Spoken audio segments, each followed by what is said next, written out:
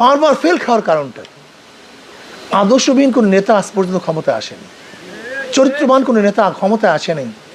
তুমি দেখছো 5ই আগস্ট আন্দোলন করলাম, সংগ্রাম করলাম, এই তোমাদের ইউনিয়নের আমরা যারা ছিলাম বাংলাদেশে, যারা নেতৃত্ব প্রদান করেছি, আমাদের জীবনের মায়া ত্যাগ করে আমরা রাস্তায় ছিলাম। কি ভাবছো? আল্লাহ না করুক আমি 4 তারিখে ঘোষণা দিয়েছিলাম যে জনগণের ওই গণভবন জনগণ দখল করবে। আল্লাহর কি কৃষ্মা, কাকতালীয়ভাবে 4 তারিখ এরকম বিকালে বক্তৃতা করছে আসরের আগে, অথচ 5 তারিখ সেই গণভবন জনগণ দখল করছে।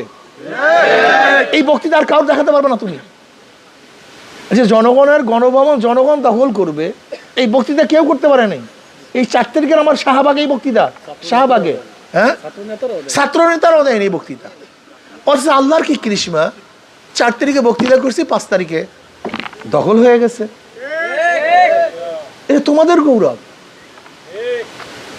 কিন্তু তোমাদের কি হলো? তোমরা কেন আসতেছো না? তোমরা কেন কাজ করতেছো না? তোমরা এদিকে দৌড়াদৌড়ি করে, ওদিকে দৌড়াদৌড়ি করে, সেদিকে দৌড়াদৌড়ি করে, কারণটা কি আমাকে বলো না ভাই? কি চাওটা কি তোমরা? বলো হুজুর এইটা চাই, আমরা চেষ্টা করব তোমাকে সেটা দেওয়ার জন্য। যৌক্তিক কোনো কারণ দর্শাও, যৌক্তিক কিছু চাও।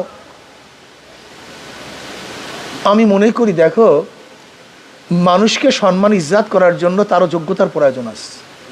সবাইকে তো সবাইকে সম্মান ইজ্জাত করতে পারে না, কথা ঠিক না?